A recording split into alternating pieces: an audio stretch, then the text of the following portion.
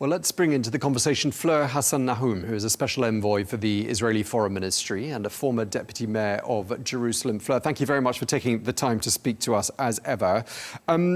We are, of course, on day 4 of hostilities between Israel and Iran. Before we talk about that, I want to ask about something you've put out on Twitter about planes taking off from Tehran headed to Moscow. I don't know what your source was for that report, and I wanted to ask you who you think was on board those planes and where you see things heading to. Well, the rumor was, and it wasn't a verified report, but we did get a report that Deputy Chief of Staff of Khamenei, Ali Asghar Hijazi, had packed his bags, and him along with some other IRGC people had headed for Moscow, which makes sense because that's exactly where Assad is and all the fallen proxy regimes that the Islamic Republic were actually supporting, aiding and abetting. And so it would make sense. We haven't heard anything since. It's an unconfirmed report, and I made it clear in my tweet, but it absolutely makes sense. We hear that a lot of the senior leadership is nowhere to be found. I know that from Iranian sources here who follow the intelligence of what's going on over there. And so we see that a lot of the government is seeing the writing on the wall at the moment. I mean, that quickly, because it's only, been 4 days into this, into these exchanges of hostilities. I mean, that would be an astonishing rate of advance and a rate of change for this situation. Well, absolutely. But you have to understand what we managed to do. So the main, I think, achievement is the power of surprise. They were completely surprised. It was day 61 of the negotiations that they were holding with the Americans that they weren't really very serious about. Trump kept insisting with them about no enriched uranium. They were not having it. They were not accepting it. And we really got them by surprise. On top of that, the Mossad pulled off something which I think people will be writing books about and doing movies about in the future. And that is how they managed to create an assembly factory of drones within Tehran, literally in their backyard. And those drones were what destroyed 25% of the missile launching capabilities of Iran on the first night. And so you have a lot of different events that occurred on the first night that basically cut their legs off. And then everything since has been a chaotic reaction. And so, again, if you want to look at the success of this, and I don't want to call it success because we've lost lives here in Israel. We're under fire. I've been in shelters along with the whole country twice in the last 24 hours. And so there's no success until we manage to neutralize the nuclear threat against the state of Israel. Just from what you're saying, I'm kind of curious. I don't know if you'll be able to answer my question or whether you'll want to answer my question, but I'm wondering whether, as part of the element of surprise that you talked about, on the one hand, and on the other hand, there's been a lot of speculation in the last 4 to 5 weeks about a sort of a rift between Prime Minister Netanyahu and President Trump. And I'm wondering to myself whether perhaps this rift has been somewhat artificially manufactured. What would be your thoughts on that theory? That's a good question. And I actually was in an interview before the whole thing kicked off with Iran. And they asked me exactly about this rift. And I said to them what I'll say to you, we don't really know what's going on. And if you actually ask me for my assessment, I definitely think there was a sleight of hand going on. I mean, Prime Minister Netanyahu was meant to marry his son tomorrow night. So a lot of people said, well, he's marrying his son tomorrow night. What's going to happen? And I think he actually used that whole thing, the whole hype about the wedding he was holding for his own family member as part of this sleight of hand. OK, well, as you say, a lot of speculation. What we do know is that we heard from Prime Minister Netanyahu at the weekend. He appeared on the US TV channel Fox News, and he was asked by the presenter Brett Baier about what message he would have for the Iranian leadership and what message he'd have for the Iranian people. Let's listen to what he had to say. Mr. Prime Minister, very last thing. I asked you how long this may last. You said it's up to the Iranians. If you had the opportunity, and you do now, to speak directly to the supreme leader and to speak directly to the Iranian people, what are those two messages you'll say? Well, the Iranian dictator, really, he's a dictator. He's a tyrant. He has sent us a message calling just about every day for the death of Israel, the destruction of Israel and America, but the death of Israel. So my answer to him is with action, not with words. But to the people of Iran, I say you're great people. You're people of great talent and genius. You have been usurped by this tyranny that has robbed you of hope, has robbed you of a good life. You know, I speak to the Iranian people directly. I don't know if you know this, Brett. I do these videos. I get millions and millions of responses. And they say, Viva Israel, bravo Israel, free us from this tyranny. And I say to them, your hour of freedom is near. Rise up, be free. Okay, so a couple of things to pick up on from what the Prime Minister says there. But let me put a theory to you. I mean, we understand that 224 Iranian people have been killed during the course of these last 4 days of hostilities. I mean, there is an argument, isn't it, that by carrying out strikes that end up in the deaths of dozens of civilians, which these have done, in fact, what the Israeli leadership is doing is galvanizing support for the Iranian leadership. What do you make of that theory?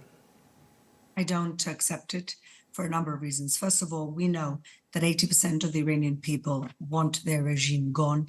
They've been suppressed by them.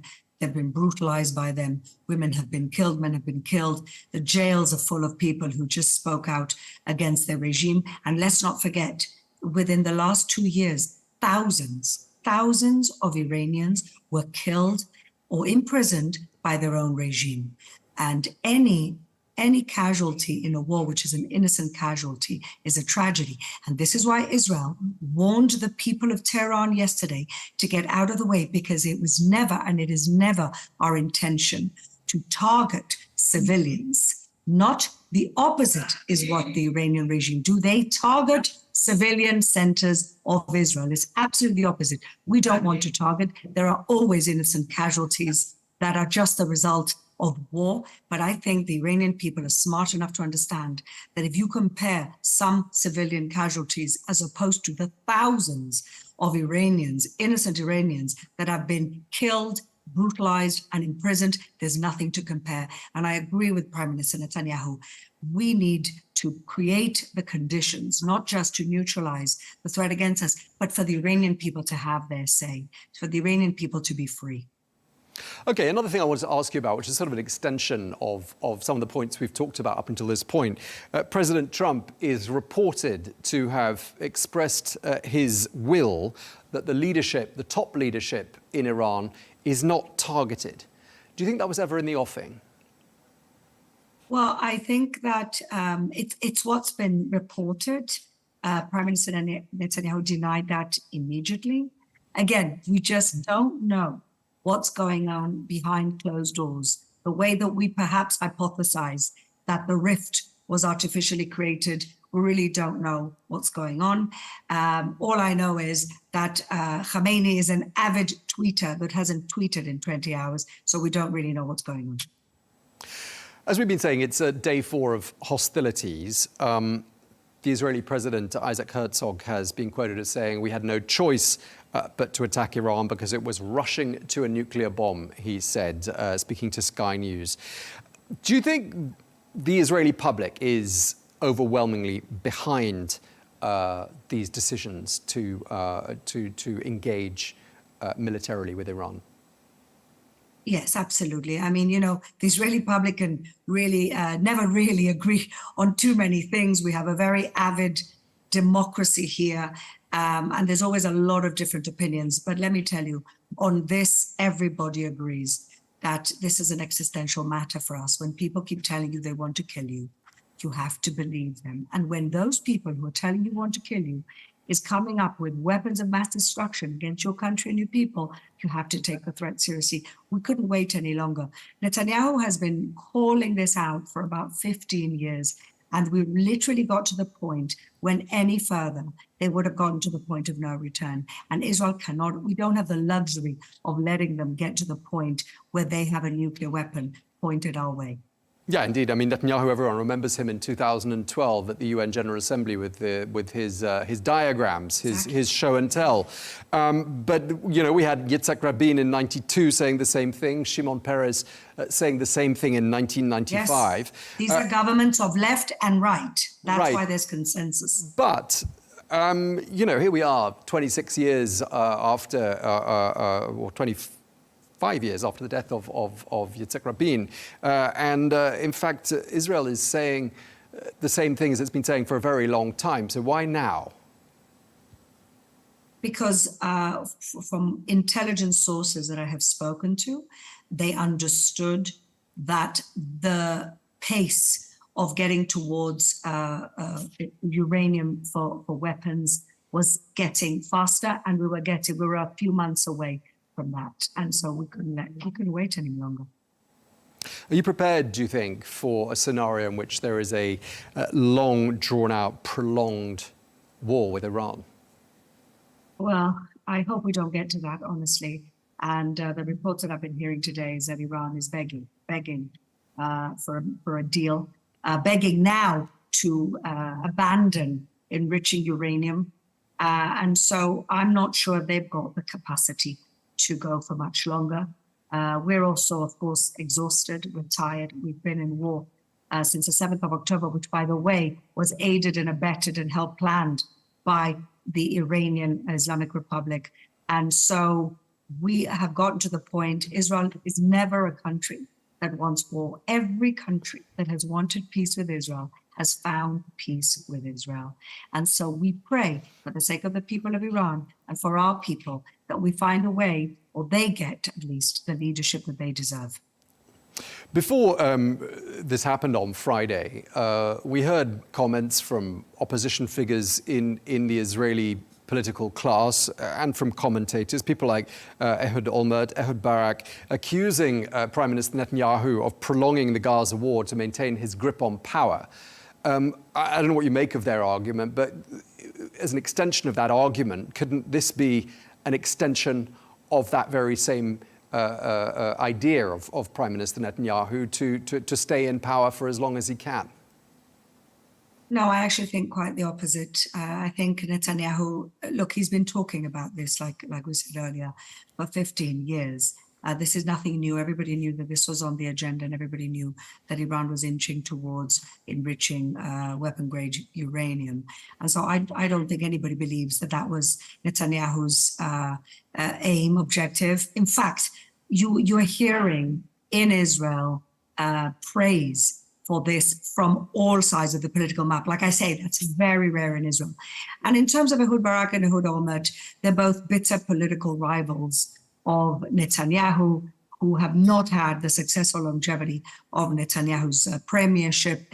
And unfortunately, they've gotten to the point that they want to burn the house down as long as they can burn Netanyahu along with it. So I wouldn't take them too seriously. Okay, just to wrap up, what does the end game look like here, Fleur?